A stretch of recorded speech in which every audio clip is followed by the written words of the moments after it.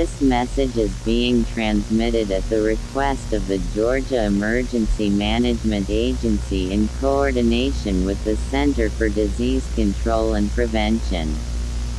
As of now, a contagious disease warning has been issued for the following counties: Newton County, Gwinnett County, Henry County, and Cobb County.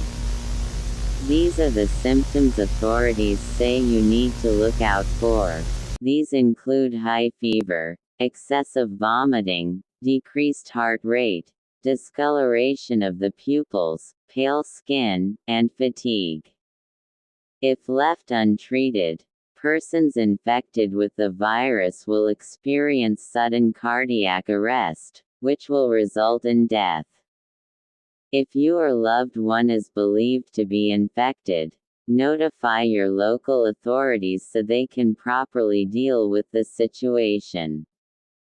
God bless America, and may God be with you.